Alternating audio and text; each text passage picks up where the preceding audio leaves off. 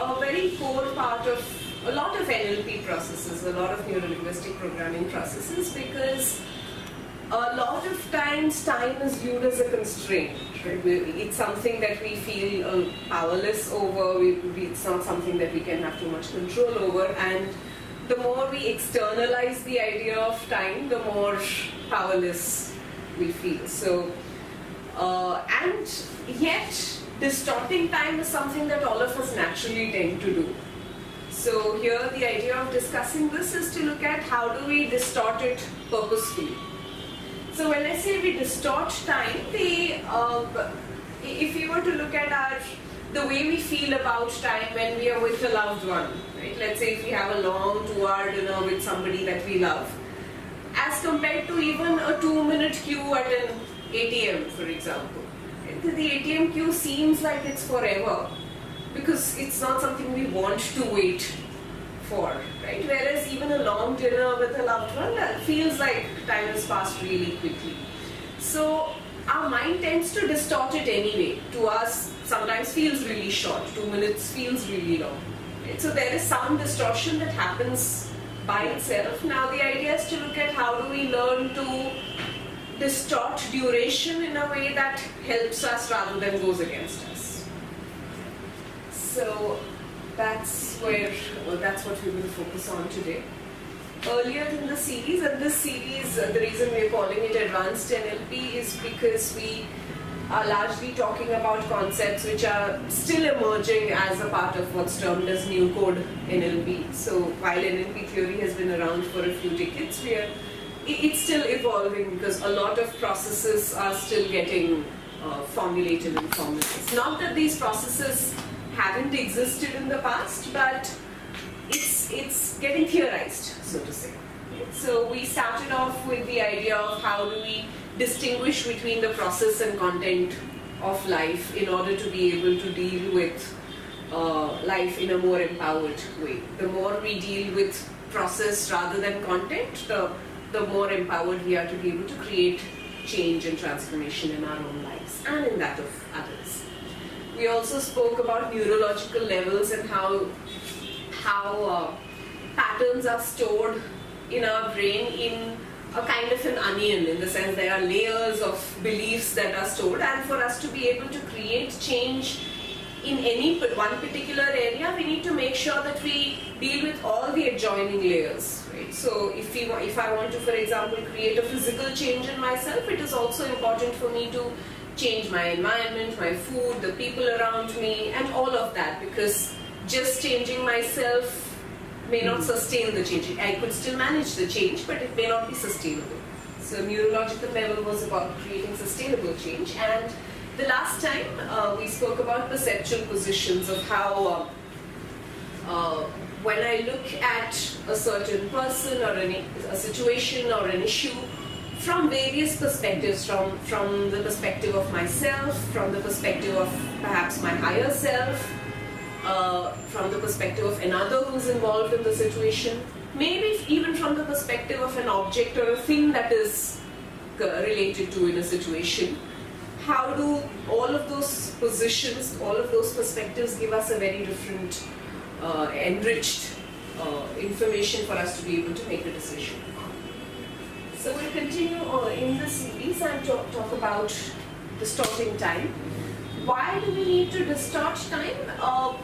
There are several reasons. In the sense, we can look at variety for something happening in the future and so on, but ultimately the idea is, can I shift the meaning that I give to my own life experiences? Whether it's experiences to come in the future or experiences that I've already had in the past.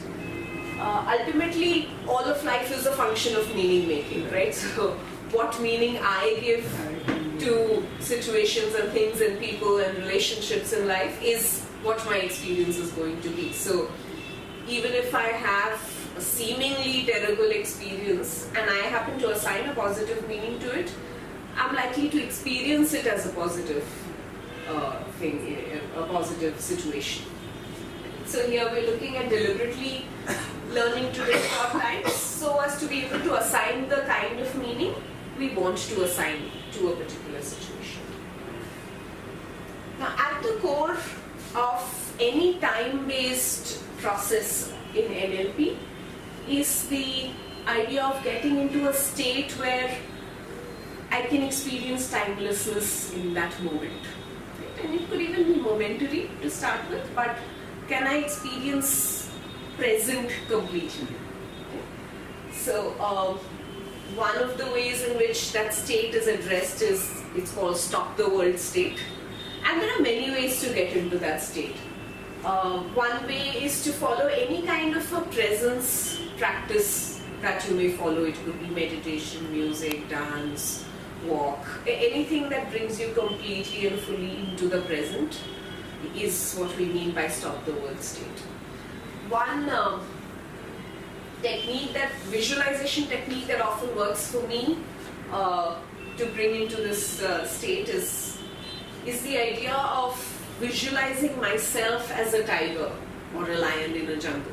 And the reason I use that particular archetype is because when you see anyone in the cat family, even a domestic cat for that matter, there is extreme presence when they are looking to hunt. They're focused. Yeah, they're absolutely focused and nothing else matters. They're completely contained in their body, they're nowhere else, they're not hallucinating about anything else. Completely present in the body, completely alert to their surroundings. You'll see their ears poked up, their hair is standing, the tail is sometimes up or down depending on what they're up to. But they're completely in the body. So it helps for me to visualize myself as a tiger and completely embody that, which means get into that state of very relaxed alertness. So if you look at a cat, it's not tense in the sense, it's still very nimble. The moment there is the slightest sound, it can jump off without quite straining itself, right? The muscles are really loose and yet it's very alert. So it's that state, paradoxical state of very relaxed alertness. So it helps for me to visualize myself in that state of very relaxed alertness, perhaps crouching on the ground and imagining a forest around me where there are trees and there's grass and sounds of other animals and birds and bees, and being completely present to my body, imagining all my senses, my eyes opening up to the colors and the textures around, my ears opening up to the sounds around, the skin opening up to the touch of things around, and so on. So opening up to all my senses in the context of visualization, of course. And over a period of a few moments, imagining everything around me coming into a standstill. Which means if I was imagining, let's say, the breeze swaying in the trees, let it come to a standstill. Nothing moves. There are trees around, there's grass around, but nothing moves. All the sounds stop. There is absolute silence in that moment. Nothing changes in terms of texture or touch or smell. It is what it is, and so on. So there is an absolute sensory standstill, which means nothing else around me moves, and I'm completely present in the moment. And then from that state, slightly shift to start inducing movements very slowly into the environment around, which means I slowly start visualizing the grass swaying a little bit in the wind. Maybe smell the fragrance of something else. Right? Maybe start hearing a very distant echo of some sound, maybe water flowing in the background. And slowly start adding to the sensory experience. So add sounds, add touch, add smells, add visuals.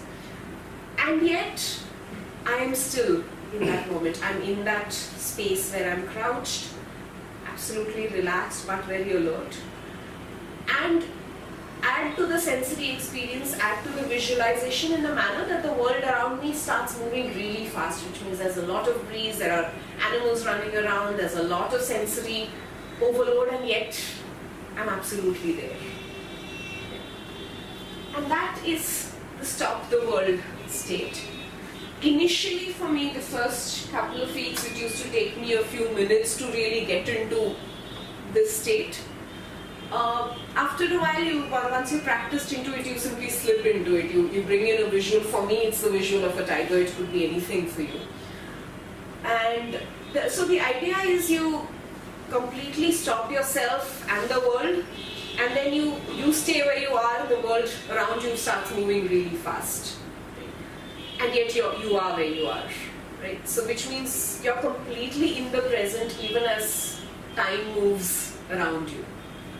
So that state is very powerful as an anchor when you're looking to do any work with time distortion, because you're able to completely contain yourself in the present, and it is only in the present that any kind of change work can occur. So it is a very physical experience of staying in the present, where you can start distorting time, start relating to time differently.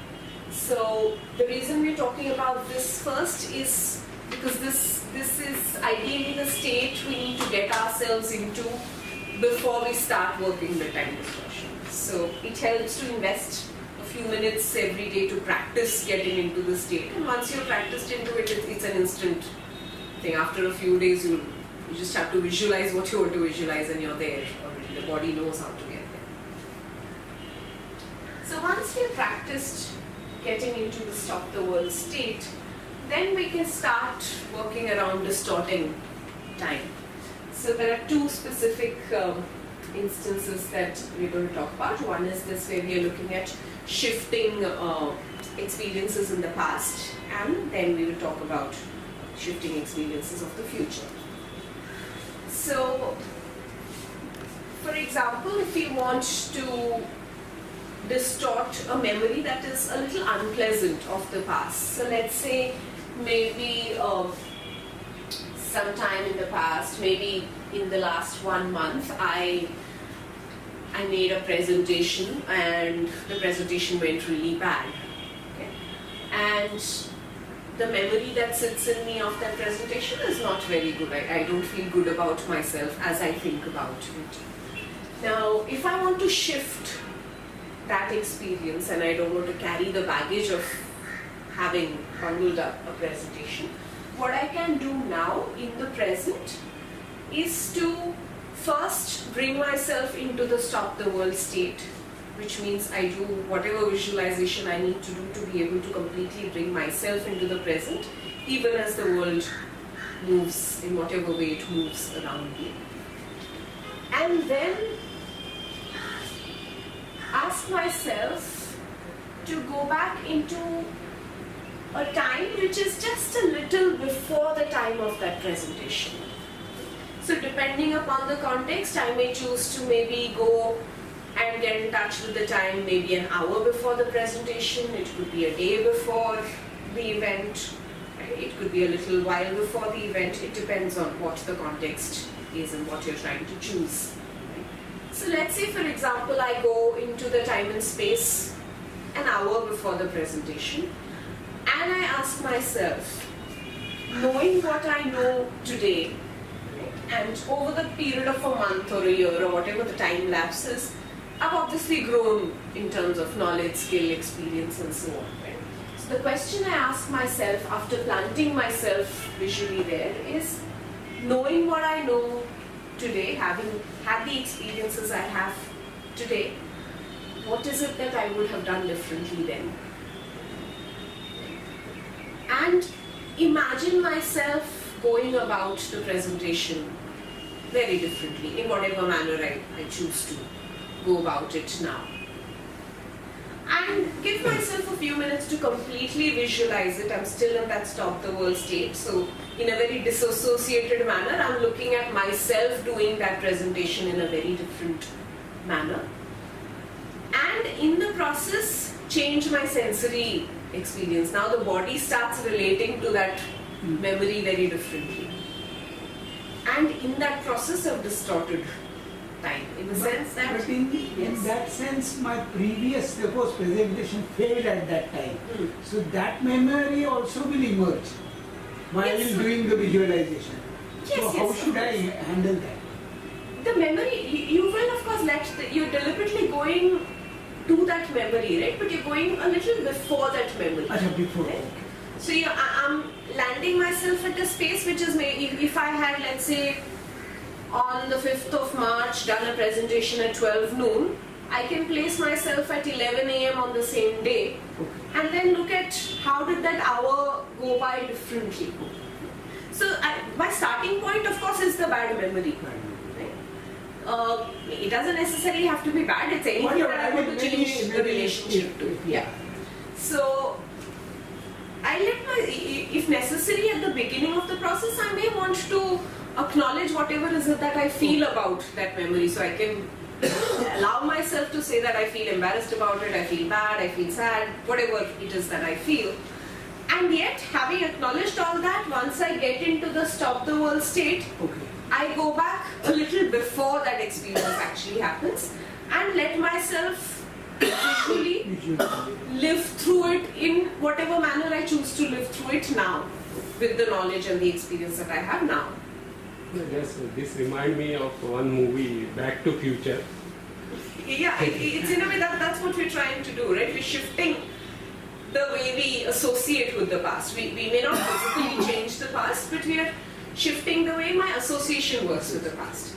So the point of distorting it this way, shifting the meaning of my association, is because if I happen to live with a bad memory and a bad association, it is going to leave me disempowered. I'm not going to feel good about myself. What I'm doing here is to say, had I had access to the knowledge and the skill that I have today, I know I would have done things differently. Right? So in one sense, what I'm doing is I'm reviewing that incident from where I am today. Yeah, really. Yes, and therefore it shifts my association there. Instead of it becoming unpleasant, now my body doesn't cringe at the I'm experience. superimposing that. Yeah, I'm changing the anchors there, right? So I'm shifting the way my body starts feeling about that experience. And therefore, even as my memory may still remain about that incident, But I don't cringe at the Yeah. memory of it now. My body is relaxed even as I think about it, and knowing that were it to happen today, I would deal with it very differently. It doesn't become debilitating. Otherwise, there could be certain memories which can impact our confidence in a very bad way. It can impact the way we trust or relate to the world. And the idea here is to get out of the trauma of that experience. Just one more thing. Sometimes what happens, something happens to us at a particular point. We think at particular point it's bad.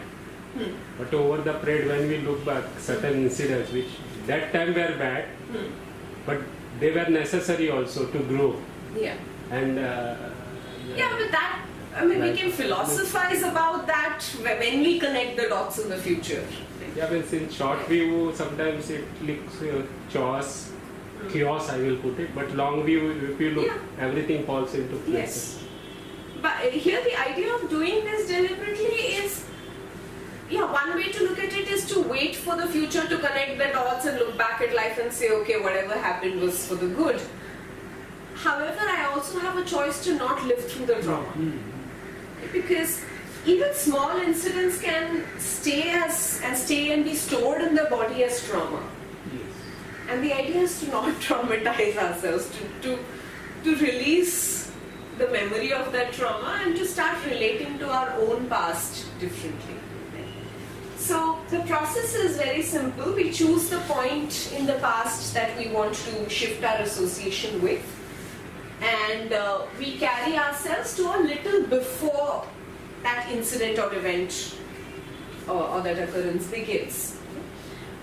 We could do this for a particular incident. You could do it for a period of time in life where there was a certain relationship or a certain situation that you were dealing with. It could be a particular person that you're wanting to shift the association with. It could be anything.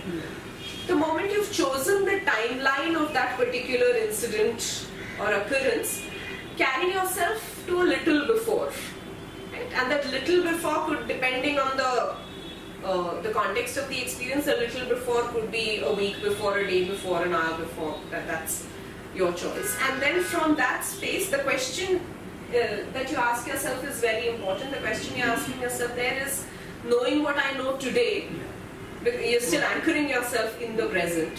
Knowing what I know today, how will I relive this differently? Because it is very critical that at the end of that reeling, you're back here and now. Maybe not, the idea is not to stay stuck there. So it is important that we bring ourselves back into the present, and when you bring yourself back into the present after having reassociated with that event, the memory is distorted, which means now the body starts feeling and associating very differently with that event. And in the process, the trauma is released. So that's one way of time distortion, where we're looking at distorting the past. And one other thing that I wanted to share today is the idea of distorting duration in the context of the future. So this is particularly helpful when we are talking about doing something that causes a lot of anxiety. So let's say I have something that I need to deliver in the next 6 months, and the process of it may be a little tedious or lengthy, or it causes me a lot of anxiety. So let's say, for example, I want to buy a particular thing in the next 6 months. Okay, maybe I want to buy a house, for example, right? And the whole process of it can be very overwhelming. I need to sort my finances, there's a whole lot of paperwork to do, a whole lot of site visits to do, people to deal with, legality and all of that, right? And all of that can be really overwhelming. Now, normally the way we've been trained to deal with the whole planning situation is that we tend to plan for all the minuscule details, which means I'll look at, okay, how do I sort my money, how do I move money between accounts, where do I borrow from, where do I lend from, all of that. And then there's a whole lot that needs to be done in the process. And when I start looking at the minute details of things, it can be very overwhelming because there's a whole lot of it.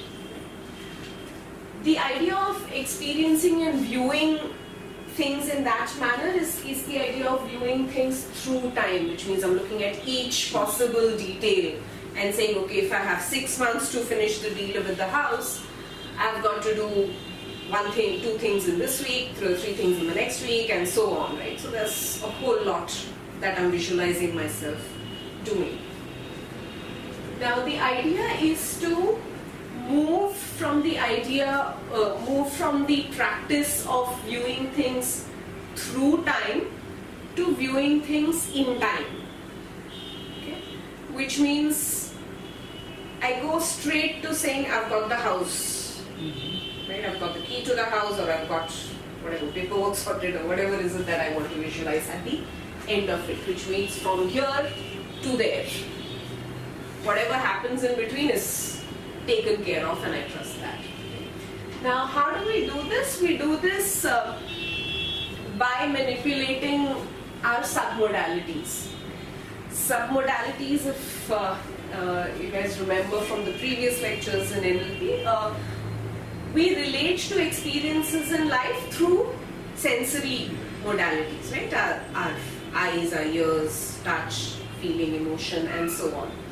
So when I view myself, and the submodalities could be different for different people. So for example, if I were to think of purchasing a house within 6 months, and I view through the whole process of going to a bank, talking to people, talking to brokers, and so on, I may have a certain way of visualizing it. Now, the first step is to identify what my submodalities are, and this could be different for different people. For example, my submodalities could be that I tend to, when I see this whole experience panning out, I may see it panning out in color, not in black and white, which means I actually, when I visualize going to a bank, I actually see the logo of the bank with all the colors in place. I see what kind of a shirt is the person wearing, and so on, right? So I tend to see things in color. I tend to see it fairly bright. Right? It's not like a vintage film which is dark. It's bright in my head. I perhaps hear sounds very clearly. For some people, they actually hear words clearly. In my case, usually I don't hear words as much, but there is a sense of sound. I know there is sound around. So for some people, there will also be a bodily experience of feeling warm or feeling cold or feeling contractions and so on. So look at how many sensory modalities are involved when you visualize the future. And then we choose which are the analog submodalities. Analog in the sense, submodalities which you can tone down. Right? For example, if I happen to see things brightly, right, I can tone down the brightness, which means I can start making things dull. Right? Or if there's a lot of contrast in the images, I can reduce the contrast so it all starts looking very blurred. Right? That is an analog submodality. Sometimes we also experience digital submodalities. Digital in the sense there is sound or there is no sound. Yes or no. Right? There's a binary of it. Or there is movement or there is no movement. Like some people, when they visualize things like a movie. Things are moving, people are moving. Some people see it as still pictures. That's digital submodality. It's a yes or a no. In this case, the digital submodality doesn't really help. So when we are working through time distortion duration, you work with the analog submodalities. And all of us will have both, so you can choose which ones are the analog ones here. So what I start doing now is, of course, first allow myself to experience the entire thing the way it seems to pan out. Let myself be overwhelmed, and that's okay. And then slowly sit down and start playing with the analog submodalities and shift the submodalities. So for example, if I am seeing everything in a very bright colored tone, I visualize myself almost like a regulator, turning down the regulator and making it less bright, less colorful. So I'm visualizing the same thing, but then it's becoming very dull, and it's not something that my mind is very impacted by. And I need to go through this process for a few moments and maybe repeat it for a few moments till it becomes absolutely dull and distant for me. My mind doesn't react anymore. The idea of doing this is that because my natural association is to see things in color and in a very bright way, my mind is very responsive to that. The moment I play around with the submodality and make it dull, my mind doesn't get impacted by it any longer. So it looks like something that's very dull and boring, and it's not something that emotionally impacts me. So I keep playing that out till it comes to a point where I go from today, visualizing from today till the time I get to my house, without really any impact on me, because it's very dull and distant. There's something happening, but I'm not getting impacted by it. Right?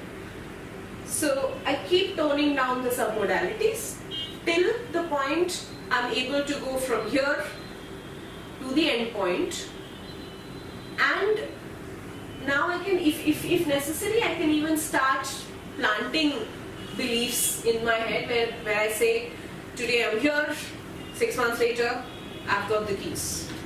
And there's nothing in between that impacts me. So I've distorted the duration in between. That 6 months may still remain, but it's stopped overwhelming me now. I know that the point is today I'm here, 6 months later I'm going to be there. Whatever happens in the 6 months will happen, and I'm not going to be tired by it, I'm not going to be traumatized by it, I'm not going to be overwhelmed Right. I change my relationship with those 6 Sort months. of a desensitization. Yes, I change my relationship with it. So desensitized in the sense it's not that I'm going to go about life like a zombie for the 6 months. But yeah, it's not impacting me negatively. My emotions. Yeah. So I'm not going about each day very tense and nervous about what's going to happen today. My focus goes from today to in time, 6 months. What happens at the end of the 6 months. So everything in between stops becoming very dull and distant.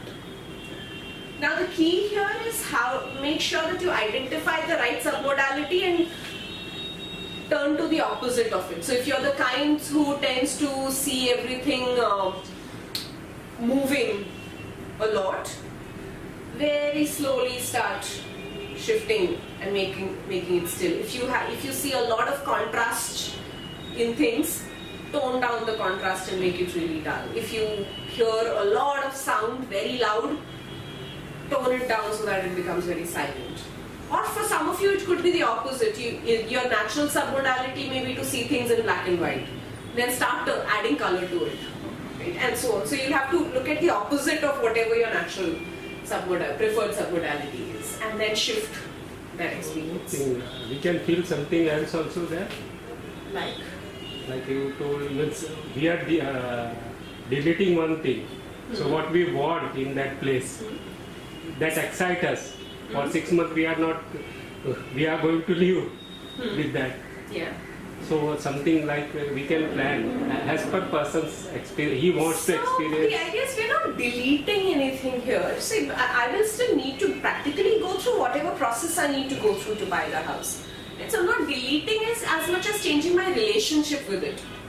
So given that at this moment in time I'm creating a very tense relationship with the next 6 months, because I feel it's going to be high pressure months and I'll have to go through a lot emotionally, financially and so on.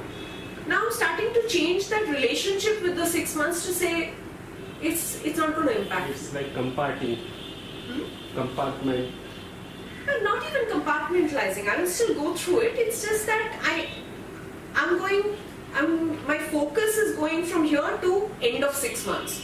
The in-between part is not something that is impacting me. So you're really deadening the impact of it, so that I enter the 6 months with a very neutral relationship with time. I'm not entering the 6 months with a very tense relationship with time. It's like, a lot of times I see children, particularly when they are in grade 12 or 10, that they go into the year with that tense thing about, oh my god, I've got to take this huge exam at the end of it. And therefore, every experience in that entire year is colored with tension about what happens at the end of that exam. So if you can shift the relationship to that year to say, I'll go through it, there will still be that exam at the end of it, but I'm not going to be overloaded in the year, I'm not going to be pressurized in the year, it will be what it will be, and I retain my focus to what happens at the end of it, not what is happening in the process of it. Because usually it's the process which makes the relationship with time very different. It's even if, let's say, after this you have to go down and stand in an ATM queue for 5 minutes, it's a process of 5 minutes in the sun, and what if at the end of it I put in my card and my card gets swallowed, right? It's that process which is very overwhelming and enervating. The idea is shift the relationship with the process, so that at the end of it you're talking about what you're doing here and how do I walk out with my money at the ATM and not be affected negatively by don't have to. Because it just relating to time in a different way gives us a lot more energy. Because otherwise, if I wake up tense every day for the next 6 months, it's not going to do me any good physically, emotionally, mentally. So the idea is to start relating differently with time. So what we are looking at doing is going from through time, which means you start experiencing each and everything, to reducing the impact to between time, which means you're going from month to month, and then finally you're doing the process to an extent where you're going from today to end of 6 months. So from today to goal accomplished. How it is accomplished will be taken care of. So I stay open in the process instead of staying tense in the process. So the key to this is identify your submodalities when you visualize the process, and then work with the submodality, shift the submodality so that you start relating. This is to be done for major event. You could do it for anything. Major overwhelming. Because sometimes some will maybe routine, their submodality will not play a major role. Yes, but you could, if you're looking at playing with this, you can even make it a little pleasurable. Even a routine thing can be made pleasurable. Right? So, for example, even if it's a routine thing, like let's say next week I've got to go pay an electricity bill or something. It's routine, I do it every month, there's nothing to be tensed about. I can still look at relating to time differently within that 1 week, to visualize myself. So if I were to visualize from today till next week when I pay that bill, if I visualize the week and see that it's panning out in a certain way, maybe I can shift the submodality to make it more colorful, there's more music, there's more celebration, more meeting friends. I play around with it in a way that there's a lot of joy in the process. So it doesn't necessarily have to be something bad at the end of it which I need to tackle. It could even be a very routine thing. The idea of distorting duration is I have the power to relate to time the way I want to relate with it. Right? Which means I can, one is of course I don't want to be miserable and therefore I shift things. But I can also choose to make routine things joyous. So it doesn't necessarily have to be something very big at the end of it. And this duration distortion can happen even for something as small as, let's say if I have a long flight, I can distort the duration of the flight to see how quickly it can go. So I can look at, I take off from here, I land wherever I need to land. How do I like my in-between time to go? Do I want it fast? Do I want it slow? Depending on if I have good company, I probably want it to go slow. If I don't, maybe I want it to go fast. So depending on what I want that duration to be, I make it go fast or I make it go slow, depending on how I program myself in the intent. And when I describe it, of course, it seems like a long process, but it's really a very quick thing when you actually get down to it. First step is visualize the whole thing, then shift the submodality to make it fast, low, bright, whatever you want to make of it, and then you're picturing yourself between here and at the end of it. So yeah, so the idea of this whole process is shift our relationship with time so that we make it enjoyable for ourselves. Not necessarily only to deal with trauma, but just make routine life enjoyable as well. Right? So that's what I have to share. Thank you.